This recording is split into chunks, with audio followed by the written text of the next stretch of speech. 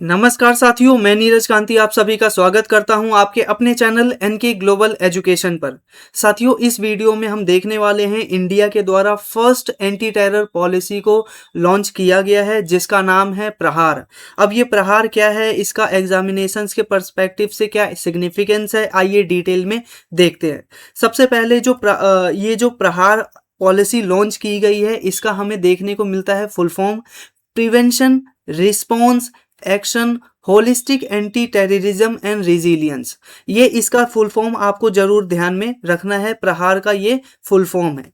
इसी के साथ साथ ही ये जो प्रहार पूरी पॉलिसी लॉन्च की गई है जो टेररिज्म है उसको काउंटर करने के लिए, इसका बेसिक एम ये है कि जो क्रॉस बॉर्डर टेररिज्म है, रेडिकलाइजेशन है, एक्सट्रीमिज्म है और लॉन वुल्फ अटैक्स हैं, इसी के साथ साथ इन सभी को काउंटर करना। और काउंटर करने के लिए बहुत सारी चीज़ों का यहाँ पर इंटीग्रेशन हमें देखने को मिल रहा है, चाहे वो इंटेलिजेंस हो, ठीक है, इसी के साथ साथ जो मल्टी एजेंसी कोऑर्डिनेशंस हैं उनके रूप में, इसी के साथ साथ जो टेररिज्म फंडिंग है उसको रोकने के लिए फाइनेंशियल ट्रैकिंग हो, ठीक है, इसी के साथ साथ लीगल फ्रेमवर्क जैसे यूएपीए और एनआईए एक्ट, इन सभी को यहाँ पर हम इंटीग्रेट करके यह पूरा जो सिस्टम है उसको लॉन्च कर रहे हैं। इसके अंदर बेसिकली जो साइबर सर्विलेंस है उस पे भी फोकस किया गया है और जो रैपिड रिस्पांस फोर्स है उसको क्रिएट करने के भी ऊपर फोर्स एक प्रकार से ध्यान दिया गया है। हालांकि हम यहाँ पर देखते हैं डिटेल में इस पूरी की पूरी पॉलिसी को। सबसे पहले ये जो प्रहार पॉलिसी लॉन्च की गई है इसका यहाँ पर हम देखते हैं कि इसको एक प्रकार से जो हमारा कोऑर्डिनेशंस है हमारी एजेंसीज के बीच में उसको स्ट्रेंथन करने के लिए लाया गया है, जो कि टेररिज्म, रेडिकलाइजेशन और क्रॉस बॉर्डर जो थ्रेट्स हैं उन सभी को काउंटर कर सके। इसके अंदर बेसिकली क्या है, जो सर्विलेंस है, आर्टिफिशियल इंटेलिजेंस है, लीगल और जो टेक्नोलॉजिकल मेजर्स हैं उन सभी को क्या किया गया है, इंटीग्रेट किया गया है। इंटीग्रेट करके फिर एक यूनिफाइड स्ट्रेटेजी के निर्माण पर फोकस किया जाएगा इस प्रहार पॉलिसी के अंतर्गत। हम यहाँ पर देखते हैं प्रहार का फुल फॉर्म हमने देख लिया, prevention, response, action, holistic anti terrorism and resilience.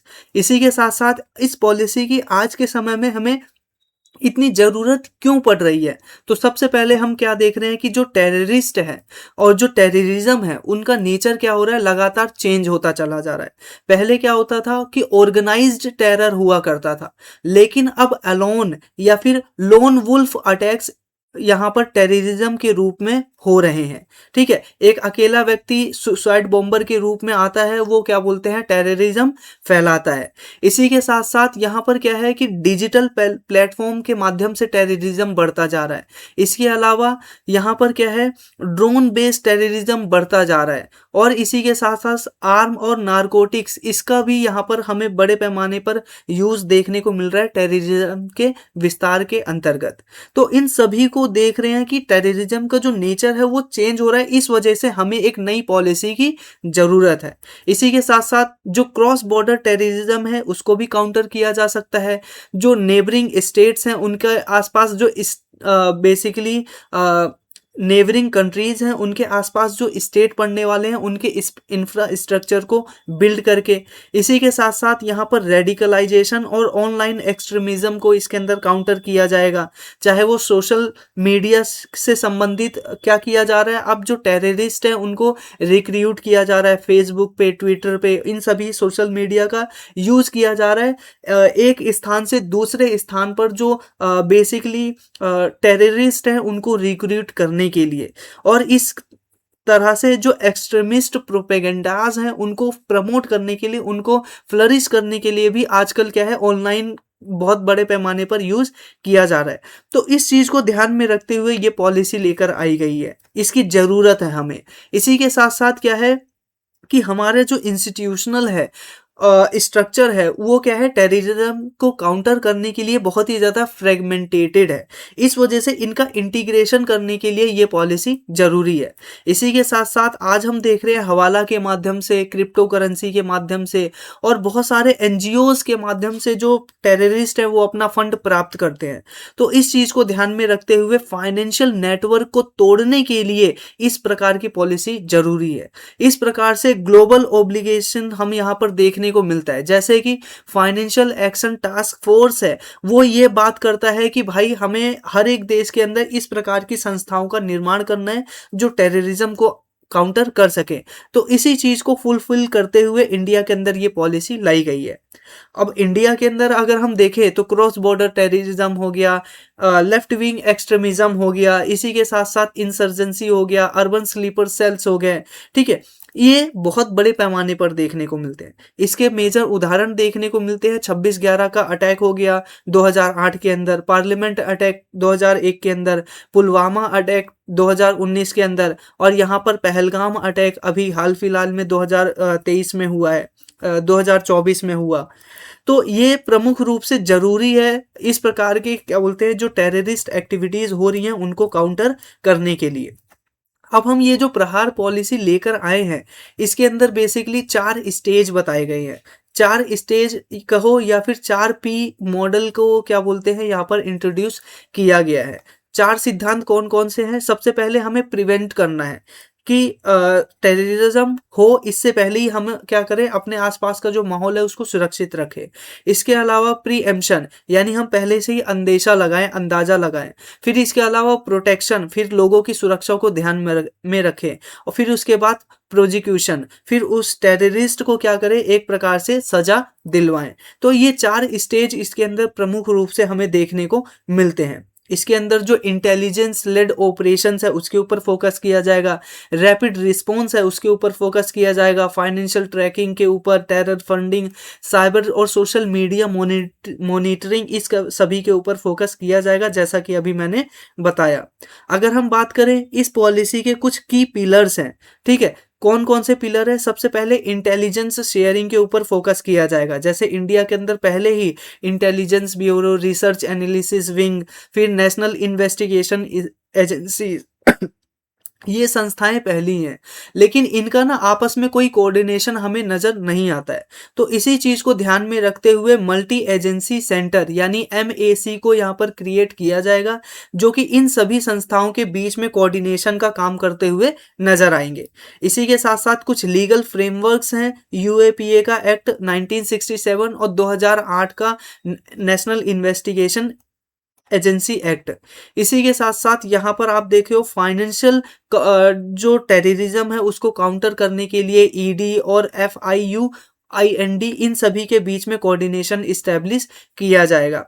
ठीक है, यहाँ पर क्या है, फाइनेंशियल एक्शन टास्क फोर्स को इस्टेब्लिश किया जाएगा, उसको कुछ पावर्स दी जाएंगी। ठीक है, इसी के साथ साथ क्रॉस बॉर्डर टेररिज्म को और कोस्टल सिक्योरिटी को ध्यान में रखते हुए क्या है, इंटरनेशनल जो बाउंड्रीज है उनका फेंसिंग किया जाएगा, CCTV कैमरा इस्टेब्लिश किए जाएंगे। इसके साथ साथ ही ड्रोन और जो सैटेलाइट सर्विलेंस है उनको इम्प्रूव किया जाएगा। इसी के साथ साथ हमें यहाँ पर देखने को मिलता है टेक्नोलॉजी और साइबर सर्विलेंस भी हमें नजर आएगी। अब टेक्नोलॉजी और साइबर सर्विलेंस क्या है, हमारे जितने भी कम्युनिकेशन प्लेटफॉर्म्स हैं, ठीक है, जैसे फेसबुक हो गया, इंस्टाग्राम हो गया, टेलीग्राम हो गया, इन सभी स्थानों पर या जितने भी सोशल मीडिया हैं उन सोशल, व्हाट्सएप हो गया, ठीक है, मोस्ट कॉमनली, तो इन सभी सोशल मीडिया का यूज किया जा रहा है रिक्रूटमेंट के लिए, एक्सट्रीमिज्म को फैलाने के लिए, हेट फैलाने के लिए। तो इन सभी चीज़ों को काउंटर करने के लिए इसमें क्या पॉलिसी लाई गई है कि जो कम्युनिकेशन प्लेटफॉर्म्स हैं उनको भी इसके अंतर्गत क्या किया जाएगा, सर्विलेंस में लेकर आया जाएगा। इसको करने के लिए बेसिकली जो आर्टिफिशियल इंटेलिजेंस है उनका यूज किया जाना है। इसी के साथ साथ ताकि रेडिकलाइजेशन को, इन सभी चीज़ों को क्या किया जा सके, काउंटर कर सके। इसी के साथ हमें कुछ यहाँ पर कॉन्स्टिट्यूशनल डायमेंशन देखने को मिलते हैं। उससे पहले हम यहाँ पर देखते हैं इंडिया के अंदर इंस्टीट्यूशनल आर्किटेक्चर किस प्रकार से है टेररिज्म को काउंटर करने के लिए। सबसे पहले एनएससी है, एनएसए है, एनआईए है और एनटीआरओ, ये कुछ प्रमुख संस्थाएं हैं जो कि क्या है, इस प्रकार की इन्वेस्टिगेशंस करती हैं। ठीक है, इसके बाद हमें नजर आता है कि एक क्या है, आर्टिकल 355 ये कहता है कि जो स्टेट गवर्नमेंट है उसका प्रोटेक्शन करने की जिम्मेदारी किसकी है, यूनियन गवर्नमेंट की है। तो इस आधार पर ये जो पॉलिसी है इस प्रकार से आप देख सकते हो क्या है, जो चाहे एक्सटर्नल एग्रेशन हो चाहे इंटरनल डिस्टरबेंस हो, उन दोनों से ही जो स्टेट गवर्नमेंट है उसकी रक्षा यूनियन गवर्नमेंट करेगी।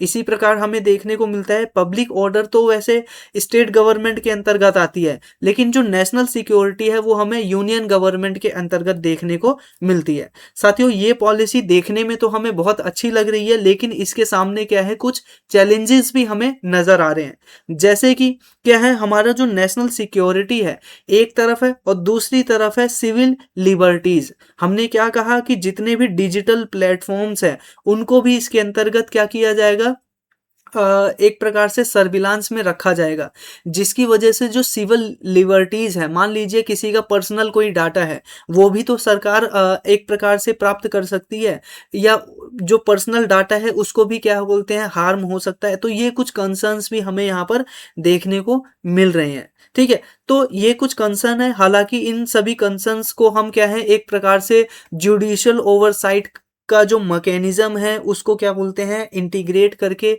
इस चीज से ओवरकम कर सकते हैं। इसी के साथ साथ इस पॉलिसी के साथ साथ जो स्टेट पुलिस सिस्टम है उसको भी मॉडर्नाइज करना चाहिए, ये हमें क्या बोलते हैं, जरूरत हमें नजर आ रही है। इसके अलावा जो साइबर फोरेंसिक लैब्स हैं उनको इस्टेब्लिश करना चाहिए, और जो ह्यूमन राइट्स हैं उनको सेफगार्ड करने हुए भी हमें इस पूरी पॉलिसी को लॉन्च करना चाहिए। ये क्या है, कुछ इंपॉर्टेंट चीजें हैं जो कि हमें ध्यान में रखना जरूरी है। साथियों, ये पूरा आर्टिकल था। मुझे उम्मीद है आपको ये जो पूरा आर्टिकल है डिटेल में समझ में आया होगा। आपके लिए एक इंफॉर्मेशन है, अगर आप इस पीडीएफ को प्राप्त करना चाहते हो तो सिंपली जो हमारा टेलीग्राम चैनल है एनके ग्लोबल एजुकेशन, यहाँ पर जाकर अभी आप इस पीडीएफ को डाउनलोड कर सकते हैं। इसी के साथ साथ अगर आप, एक और इंफॉर्मेशन है आपके लिए, बेसिकली क्या है, हमारा ये M2M प्रोग्राम है, पूरे साल भर का जो करंट अफेयर्स है उसको लेकर, यानी मार्च 2025 से लेकर मार्च 2026 का जितना भी करंट अफेयर है वो आपको एक ही लिस्ट, एक ही क्या बोलते हैं टॉपिक में मिलने वाला है। जैसे कि आप यहाँ पर इन्वायरमेंट की ये पूरी साल भर की मैगजीन देख सकते हैं, ये M2M प्रोग्राम के अंतर्गत, यानी मार्च 2025 से मार्च 2026 का मैगजीन। और ये पूरा जो मैगजीन है उसको प्रीलिम्स 2026 को टारगेट करके बनाया गया है। ठीक है, तो ये आप पूरा सिस्टम यहाँ पर इस प्रकार से देख सकते हैं। इसी के साथ साथ हमारा इस मैगजीन को प्राप्त करने के लिए आप सिंपल सा जो ये टेलीग्राम है उस पे आप कांटेक्ट कर सकते हैं, पहला स्कैन करके, दूसरा नीरज कांति नाम से सर्च करके।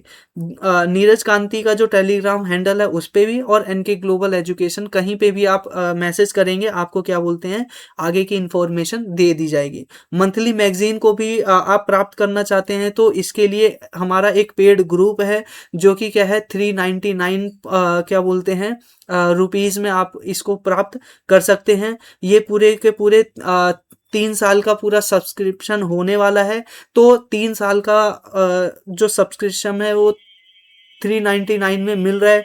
3 साल का पूरा जो मंथली मैगजीन है आपको लगातार मिलता रहेगा। ठीक है, अगर आप इस मंथली मैगजीन को प्राप्त करना चाहते हैं तो 399 वाला जो ग्रुप है उसको ज्वाइन करने के लिए भी मैसेज आप कर सकते हैं। तो साथियों, यहाँ पर हम और चीज़ें हैं जैसे कि ये हमारी प्रमुख किताबें हैं, इनको भी आप देख सकते हो। एंशंट इंडिया मेडिवल है, इंडियन पॉलिटी, और ये हमारे बाकी सारे के सारे साल भर का करंट अफेयर मैगजीन है। ठीक है, तो मुझे उम्मीद है आपको ये जो पूरा वीडियो है वो पसंद आया होगा। पसंद आया तो वीडियो को लाइक जरूर कर दीजिएगा, चैनल को सब्सक्राइब कर लीजिए इसी प्रकार की और वीडियोस के देखने के लिए। मिलते हैं आपसे नेक्स्ट वीडियो में, तब तक के लिए नमस्कार।